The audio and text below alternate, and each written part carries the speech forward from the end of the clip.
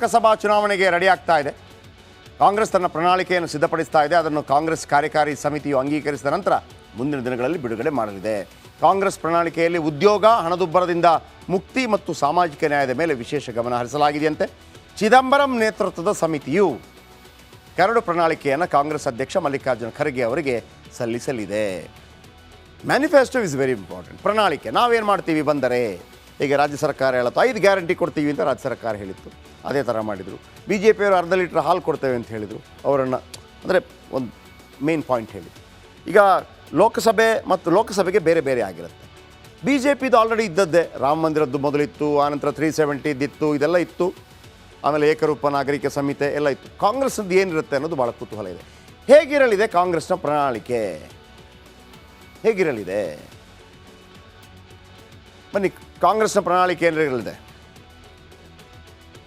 ಕರ್ನಾಟಕ ಗ್ಯಾರಂಟಿಯನ್ನು ಯಥಾವತ್ತು ಜಾರಿ ದೇಶದ ಮಟ್ಟದಲ್ಲಿ ಮಾಡ್ತಾರೆ. ಇಡೀ ದೇಶಕ್ಕೆ ಸೇಮ್ ಕರ್ನಾಟಕ ಮಾಡೆಲ್. ಏನು? ಮಹಿಳೆಯರಿಗೆ ತಿಂಗಳಿಗೆ 6,000 ರೂಪಾಯಿ ಅಕೌಂಟ್ಗೆ. ಡಮಾರ್ ಮಹಿಳೆಯರಿಗೆ ತಿಂಗಳಿಗೆ 6,000 ರೂಪಾಯಿ ಅಕೌಂಟ್ಗೆ. ಎಲ್ಲ ಮಹಿಳೆಯರಿಗೆ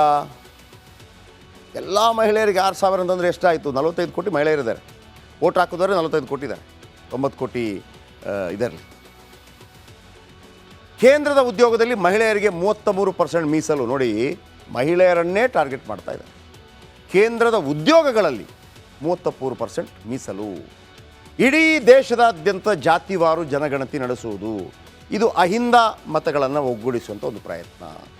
ಹಿಂದುಳಿದ ಜಾತಿಗಳ ಮೀಸಲಾತಿ ಮಿತಿ ಹೆಚ್ಚಿಸುವುದು. ನಾನು ಅವತ್ತಿಂದ ಹೇಳ್ತಾ ಇದ್ದೀನಿ, ಯಾಕೆ ಕರ್ನಾಟಕದಲ್ಲಿ ಸಿದ್ದರಾಮಯ್ಯನವರು ಆರ್ಥಿಕ, ಶೈಕ್ಷಣಿಕ, ಸಾಮಾಜಿಕ ಹೇಳಿ ಜಾತಿ ಗಣತಿ ಮಾಡ್ತಾ ಇದ್ದಾರೆ ಅಂತಂದರೆ, ಅತಿ ಹಿಂದುಳಿದ ಜಾತಿಗಳಿರ್ತಾರಲ್ಲ ಅವರಿಗೆ ಹೆಚ್ಚಿನ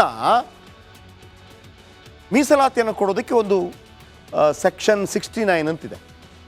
ಅದನ್ನು ತಮಿಳುನಾಡಿನಲ್ಲಿ ಮಾಡಿದ್ದಾರೆ. ಹೆಚ್ಚು ಲಾಭ ಸಿಗುತ್ತೆ ಅದರಿಂದ. ಅದನ್ನು ಲಾಭ ಮಾಡೋಕ್ಕೆ ಮಹಾರಾಷ್ಟ್ರದಲ್ಲಿ ಮರಾಠಿಗರು ಪ್ರಯತ್ನ ಪಟ್ಟರು. ಕೋರ್ಟು ಕೂಡ ಹೋದರು. ಕೋರ್ಟ್ಗೆ ಹೋದ. ನೋಡಿ, ಹಿಂದುಳಿದ ಜಾತಿಗಳ ಮೀಸಲಾತಿ, ಅತಿ ಹಿಂದುಳಿದ ಅಂತ ಬರುತ್ತೆ, ಮತ್ತು ಹಿಂದುಳಿದ ಮರಾಠಿಗರು ಏನು ಮಾಡಿದ್ರು? ಕೋರ್ಟ್ಗೆ ಹೋದರು. ನಮ್ಮ ಕೊಡಿ ಸ್ವಾಮಿ ಅಂತ. ಕೋರ್ಟ್ ಎಲ್ಲವೂ ನೋಡ್ತು, ಚೆನ್ನಾಗಿದೆ. ಬಟ್ ಈ ಇದು ಗಣತಿ ಮಾಡಿದಿರಲ್ಲ, ಹೆಂಗೆ ಮಾಡಿದಿರಿ?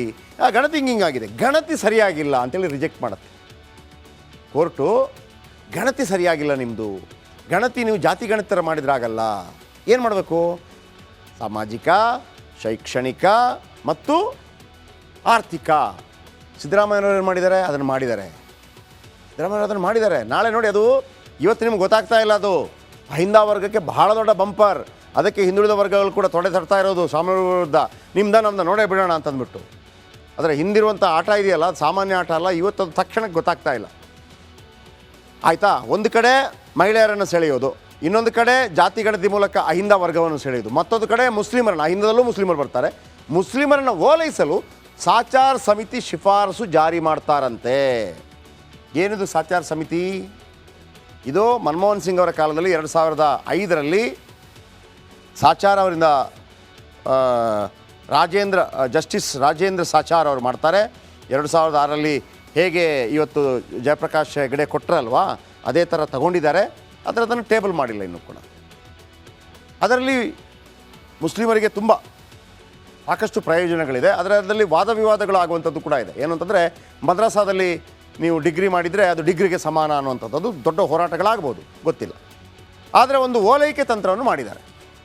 ಆಮೇಲೆ ನೋಡಿ, ಎಲ್ಲ ಜನಾಕರ್ಷಣೀಯ. 450ರಿಂದ 500 ರೂಪಾಯಿಗೆ ಅಡುಗೆ ಅನಿಲ ಸಿಲಿಂಡರ್ ನೀಡುವ ಭರವಸೆ ಇರುತ್ತೆ. ಅಡುಗೆ ಅನಿಲ ಸಿಲಿಂಡರ್. ಈಗ ಬಿ ಜೆ ಪಿಗೆ ಇದನ್ನು ಟೀಕೆ ಮಾಡೋಕ್ಕೆ ಬರಲ್ಲ. ಯಾಕಂದರೆ ಅವರು ಕೆಲವು ರಾಜ್ಯಗಳಲ್ಲಿ ಇದನ್ನು ಹೇಳಿದರೆ, ಕಾಂಗ್ರೆಸ್ ಹೇಳಿದೆ. ಆದರೆ ಗಲಾಟೆ ಆಗುವಂಥ 2 ವಿಚಾರ. ಒಂದು ಸಾಚಾರ ವರದಿ, ಇನ್ನೊಂದು ನೆಕ್ಸ್ಟ್ ನೋಡಿ, ಅಗ್ನಿವೀರ್ ಯೋಜನೆಯನ್ನು ರದ್ದುಗೊಳಿಸುವ ಪ್ರಸ್ತಾಪ. ಇದನ್ನು ಬಿ ಜೆ ಪಿ ಭಾಳ ಅದ್ಭುತವಾಗಿ ಎನ್ಕ್ಯಾಶ್ ಮಾಡಿಕೊಳ್ಳುತ್ತೆ ಅಂತ ನನಗನ್ನಿಸ್ತಾ ಇದೆ.